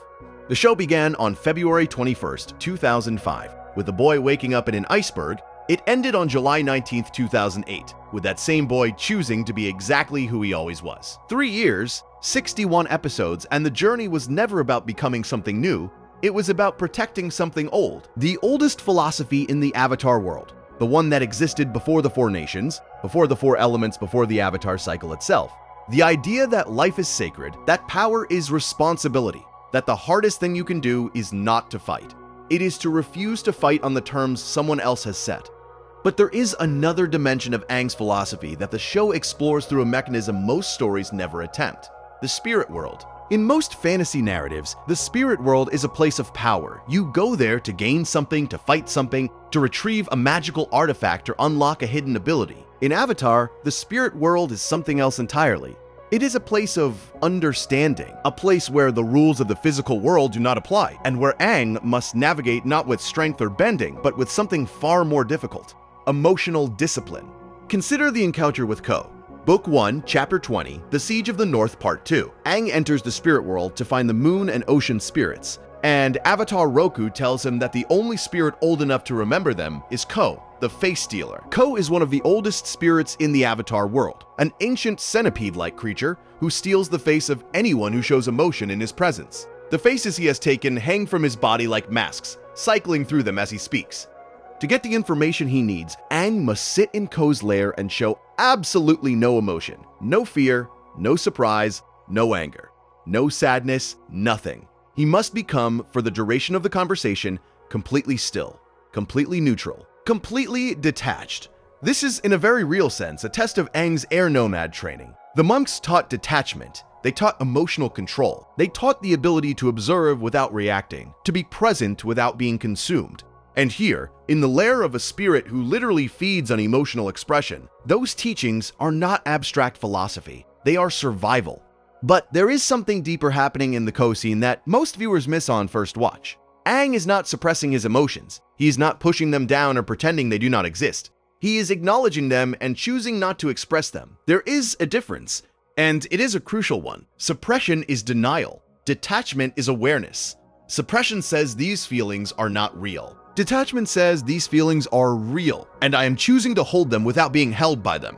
This is a distinction that runs through virtually every contemplative tradition in human history. In Buddhism, it is the concept of equanimity, the ability to experience pleasure and pain without grasping at one or fleeing from the other.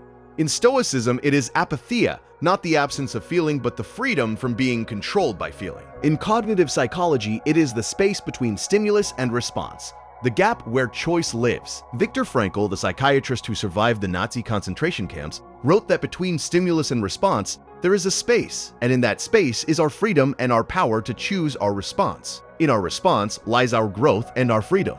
Aang, sitting in Ko's lair at the age of 12, is living inside that space. He is experiencing fear, he is experiencing urgency, his friends are in danger. The Northern Water Tribe is under siege, the moon itself may be destroyed, and he is sitting perfectly still, his face a mask of calm, because the only way to save everyone is to not react, to feel everything and show nothing. This is not something the show explains. It does not pause to give you a lecture on equanimity or Stoic philosophy. It simply shows you a 12-year-old boy sitting across from a monster and choosing, breath by breath, to remain still. And the scene is terrifying not because of what Ko might do, but because of how close Aang comes to breaking. You can see it in his eyes, the flicker of fear when Ko cycles through his stolen faces, the almost flinch when Ko leans close, the effort, the visible physical effort of maintaining composure when every instinct is screaming at him to run.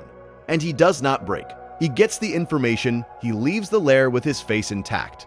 And the show moves on, because the siege is still happening and there is no time for reflection. But the scene lingers. It lingers because it shows you, more clearly than any battle ever could, what Aang's philosophy actually costs. It is easy to be philosophical when you are sitting on a mountaintop. It is another thing entirely to be philosophical when a face-stealing spirit is 3 inches from your nose. The spirit world teaches Aang something else too, something about the relationship between the human world and the natural world that connects directly to his air nomad upbringing. In Book 1, Chapter 7, Winter Solstice Part 1, The Spirit World, Aang encounters Hei Bai, a forest spirit who has been attacking a village. The villagers assume the spirit is hostile. They see a monster, they see destruction. They want Aang to fight it, to defeat it, to make it stop. But Aang does not fight Hei Bai. Instead, he tries to understand why the spirit is angry. And the answer turns out to be simple and devastating. The forest that Hei Bai protected was burned by the Fire Nation. The spirit is not angry at the villagers. The spirit is grieving. It is lashing out because the thing it was meant to protect is gone. And grief without an outlet becomes rage. Aang understands this. He understands it not because he is the Avatar or because he has special spiritual powers, but because he knows what it is like to lose the thing you were meant to protect. He knows what it is like to come home and find ashes where life used to be. He knows grief, and so instead of fighting Hei Bai, he shows the spirit that the forest is regrowing, that new acorns are sprouting from the burned ground, that what was lost is not lost forever. The spirit calms, the villagers are saved. No one had to fight. The solution was not violence, but empathy. And the philosophical point the show is making is quiet but radical. It is saying that the natural world is not an enemy to be conquered, but a partner to be understood. That destruction creates grief, and grief creates violence, and the only way to break the cycle is to address the grief rather than the violence. This is, if you think about it, the same lesson the show applies to every conflict in the series. Zuko is not an enemy to be defeated. He is a boy in pain. Ozai is not a monster to be killed. He is a man who must be stopped. The violence is always a symptom. The cause is always something deeper. And Aang, because of his air nomad training, because of the culture that taught him to listen to the wind and follow the sky bison, and respect every living thing, is uniquely equipped to see past the symptom to the cause. He does not see spirits as enemies. He does not see the natural world as a resource to be exploited. He sees it as alive, as conscious, as worthy of the same respect and compassion that any person deserves. And this is not naive. It is not childish. It is, the show argues, the most sophisticated philosophical position anyone in this world has ever held. Which brings us to the person who, more than anyone else in the series, makes Aang's philosophy possible. Not Roku, not Gatso, not the lion turtle. Katara. There is a tendency in discussions of Avatar to talk about Aang's philosophy as if it exists in isolation, as if Aang arrived at his convictions through solo meditation and held them through sheer willpower. But this is not what the show depicts. What the show depicts, carefully and consistently across all 3 books, is a boy whose philosophy survives because someone believes in it with him. And that someone is Katara. Consider the moment in Book 2, Chapter 12, The Serpent's Pass. Aang has just lost Appa, the last physical connection to his life before the war, and he is shut down emotionally. He is still functioning, still fighting, still protecting the group, but he has turned off his feelings. He has become exactly the kind of detached, emotionless warrior that the world keeps telling him he should be. And it is not working. The detachment is not making him stronger, it is making him hollow. It is Katara who sees this. It is Katara who sits with him and tells him that it is okay to feel sad, that he does not have to pretend, that the feelings are not weakness. And when a baby is born at the end of the episode, when new life arrives in the middle of a war zone, it is Katara's presence that allows Aang to feel the joy of that moment instead of pushing it away. He cries, not because he is weak, but because he has been given permission to be human again. This is not a romantic subplot. This is philosophy in action. Katara is not just Aang's love interest. She is his ethical mirror. She is the person who holds him accountable to his own values when the pressure of the world makes it easier to abandon them. When Aang loses himself in the Avatar state in Book 1, Chapter 3, the Southern Air Temple, after finding Gyatso's skeleton among the remains of fallen Fire Nation soldiers, it is Katara who talks him down. Not with force, not with strategy, with the simple, human act of telling him that he is not alone, that he still has a family. The show makes a profound claim here about the nature of moral philosophy. It is saying that values do not survive in a vacuum. They survive in relationship. You can believe in nonviolence with all your heart, but if you are alone, if there is no one to remind you who you are when the grief becomes unbearable, the belief breaks. It breaks not because it was wrong, but because human beings are not designed to carry these things alone. We need witnesses. We need people who see us at our worst and remind us of our best.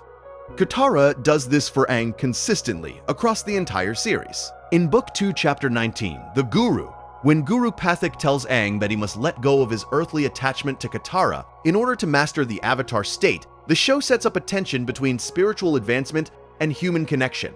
And the resolution it arrives at is not the one most stories would choose. Most stories would say that the hero must sacrifice love for power, that the path to enlightenment requires leaving behind the people you care about. Avatar says the opposite. It says that Aang's love for Katara is not an obstacle to his spiritual growth. It is the foundation of it. Because what does Aang's love for Katara actually look like? It looks like protecting someone, listening to someone, respecting someone's autonomy, caring about someone even when honesty is uncomfortable. These are not distractions from philosophy. These are philosophy. The air nomads taught that all life is sacred. Aang's love for Katara is that teaching made specific. It is the abstract principle given a face and a name and a voice that calls you back to yourself when you have forgotten who you are. There is a concept in the philosopher Emmanuel Levinas's work about the face of the other. Levinas argued that ethics begins not with abstract principles or moral codes, but with the direct face-to-face encounter with another human being. When you look at someone's face, really look, you encounter something that no theory can contain. You encounter a demand to be responsible. A demand to care, a demand that exists before any philosophy, before any calculation, before any system of thought. Ethics, for Levinas, is not something you figure out. It is something that happens to you when you meet another person and allow yourself to be affected by their existence. Aang's relationship with Katara is a Levinasian encounter that never ends. She is the face that calls him to responsibility. Not responsibility as duty or burden, but responsibility as the deepest expression of what it means to be alive. And the show is saying through this relationship that the highest philosophy is not the one that transcends human connection, but the one that is rooted in it. The monks taught Aang to love all living things. Katara taught him what that actually feels like when it is directed at one specific person. And it is the combination of the universal and the particular, the abstract love for all beings and the concrete love for this one person, that makes Aang's philosophy complete. This is also why the chakra scene in The Guru is so important. Guru Pathik tells Aang that the thought chakra is blocked by earthly attachment, and that he must let go of Katara to achieve cosmic energy. Aang cannot do it. He tries, and when he sees Katara in danger, he breaks out of the meditation and runs to save her. And the show treats this not as a failure, but as a choice that says, some things are more important than cosmic power. Some things are more important than spiritual perfection. The philosophy of the air nomads is beautiful, but it is not the only truth, and when it conflicts with the fundamental human need to care for the people you love, the human need wins. Not because it is stronger, but because it is more honest.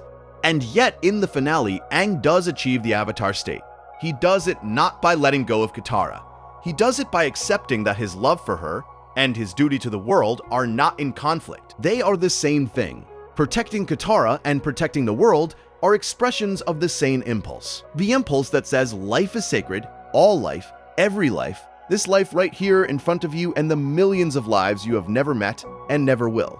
This is the show's final philosophical synthesis. Not detachment or attachment, but both. Not the universal or the particular, but both. Not power or love, but both. Aang's philosophy is not a rejection of the world. It is the fullest possible embrace of it. It says yes to everything. Yes to grief and joy.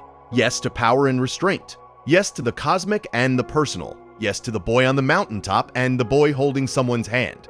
And there is something deeply beautiful about the fact that this philosophy, this synthesis of everything the show has been exploring for 3 seasons, is embodied not in a sage or a warrior or a king, but in a 12-year-old boy who likes to ride penguins. Because the show is saying that you do not need to be extraordinary to hold extraordinary values. You do not need to be perfect to practice a philosophy of compassion.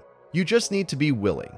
Willing to feel. Willing to care. Willing to hold the contradictions without demanding they resolve. Willing to be, in the truest and most difficult sense of the word, human. The air nomads are gone. Their temples are empty. Their sky bison have scattered. Their culture exists now in the memory of one boy and in the echo of their teachings and his choices. But the philosophy survives. It survives not because it was written down or carved into stone or passed through a lineage of scholars. It survives because a 12-year-old boy decided it was worth carrying. Because he took the inherited values of a lost civilization and tested them against fire and grief and war and the weight of the world. And they held. They held because he held them. And he held them because somewhere beneath the glow of 10,000 lifetimes and the pressure of a 100-year war and the voices of every past avatar telling him he was wrong, there was still a boy who believed that every life matters. Even the life of the man trying to burn the world down. That is the philosophy of Aang. Not a system, not a doctrine, not a theory. A practice. A daily, moment-by-moment, breath-by-breath practice of choosing compassion when rage would be easier, choosing mercy when justice would be cleaner, choosing to build when everyone else is busy destroying. It is not the philosophy of someone who does not understand violence. It is the philosophy of someone who understands it completely and chooses something else. And if you are still awake, if you are still here, there is one more thing worth considering. It is something the show never says explicitly, but communicates through its structure, through the way it arranges the 61 episodes of Aang's journey. The show is organized into 3 books: water, earth, fire. Each element represents not just a bending discipline, but a stage in Aang's philosophical development. Book 1, Water, is about learning to flow. Water is the element of adaptability, of change, of meeting force not with force but with redirection. Aang begins the series frozen in ice, literally and metaphorically stuck. Book 1 is the thawing. It is Aang learning that the world has changed, that the people he loved are gone, that the war he ran from has consumed everything. And the element he learns first is water, because water teaches you to accept change without being destroyed by it. Book 2, Earth, is about learning to stand firm. Earth is the element of substance, of endurance, of confronting problems directly instead of dancing around them. Aang struggles with earthbending precisely because it demands the opposite of what airbending taught him. Airbending says avoid. Earthbending says face it. And the philosophical work of Book 2 is Aang learning that avoidance and nonviolence are not the same thing. That you can refuse to harm someone without refusing to confront them. That standing firm is not the same as fighting. It is the foundation that makes fighting unnecessary. This is the lesson Toph teaches him, not just how to move rocks, but how to be present. How to feel the ground beneath your feet and trust that it will hold you. How to stop running, not because you are afraid to run, but because you have decided that this is where you stand. Toph, who is blind and yet sees more clearly than anyone in the group, teaches Aang that perception and action are connected, that you cannot respond to the world if you are not willing to feel it. That detachment, taken too far, becomes disconnection, and disconnection is not freedom. It is just a different kind of prison. Book 3, Fire, is about learning to act with power without losing yourself. Fire is the element of will, of passion, of transformation. It is the most dangerous element because it requires the bender to draw on their inner energy, their emotions, their drive, and to channel it without being consumed. Fire is what happens when you stop running and stop standing still and start moving forward with purpose. And it is in Book 3 that Aang's philosophy faces its greatest test. Because fire demands passion, and passion is dangerous for someone whose training is rooted in detachment. The air nomads did not bend fire, they did not need to. Their element was about freedom, about release, about letting go. Fire is about holding on to your purpose, your values, your identity, even as the flames threaten to burn them away. Aang learns firebending from the dragons. In Book 3, Chapter 13, the firebending masters, Aang and Zuko, travel to the ruins of the Sun Warriors' civilization and encounter Ran and Shaw, the last two dragons in the world. The dragons show them the original nature of fire, that it is not destruction but energy, not rage but life. The fire they reveal is multicolored, a spectrum of light that contains every color in it, and it is beautiful. It is the fire of creation, not the fire of war. This is the moment where Aang's philosophy finds its final piece. The monks taught him that all life is sacred. Water taught him adaptability, earth taught him firmness. And fire, the fire of the dragons, teaches him that power itself is not evil, that energy is not destruction, that the same force that burns cities can warm homes, and the difference is not in the fire itself, but in the person wielding it. This is the lesson Aang carries into the finale. He does not fight Ozai with cold detachment. He fights with fire, with water, with earth, with air, with all four elements, with the full spectrum of human experience. He fights with passion and restraint, with power and compassion, with the energy of a dragon and the stillness of a monk. And when the moment comes, when the choice presents itself, he does not choose one element over another. He chooses something beyond all of them: energy bending, the discipline that predates the four elements entirely, the discipline that addresses not the body but the spirit. The four elements are ways of engaging with the physical world. Energy bending is a way of engaging with the person, with the soul, with the fundamental energy that makes someone who they are. And Aang's use of it against Ozai is not a physical act, but a philosophical one. He is saying, I will not destroy your body, I will not end your life, but I will take from you the thing you have used to cause harm. I will remove your capacity for violence without committing violence myself. And the fact that his spirit must be unbendable for this to work, the fact that any wavering in his conviction would result in his own destruction, is the show's way of saying that this path, the path of compassion, demands more courage than any other. It demands that you believe in it absolutely, that you hold it without flinching, that your commitment to life be total and complete and unwavering, even when the person whose life you are sparing would not have spared yours. And this brings us back one final time to the 14 seconds. The choice, Aang, glowing with the power of 10,000 lifetimes, holds Ozai against the stone. Every past avatar urging him to finish it. Every strategic calculation demanding it. The fate of the world hanging on a 12-year-old boy's conscience. And he stops. He pulls the energy back, he closes his fist, he chooses something no one has ever chosen before. That 14-second choice is the entire show. A boy who lost everything, refusing to become someone who takes everything. A monk whose people were murdered, refusing to murder. A child given the power of a god, choosing to be human. And in that choice, in the blue light that overwhelms the red, in the unbendable spirit that no amount of fire or fury or strategic argument could crack, the show makes its quietest and most radical claim that the hardest path is not the path of violence. The hardest path is the one Aang walks. The path that says, I will stop you without becoming you. I will protect the world without destroying my soul. He was not wrong. He was just the first one to try. And that is worth falling asleep to. If you found something worth carrying away from this, subscribing helps more than you would think. Thank you for staying this long. Sleep well. I will see you in the next one.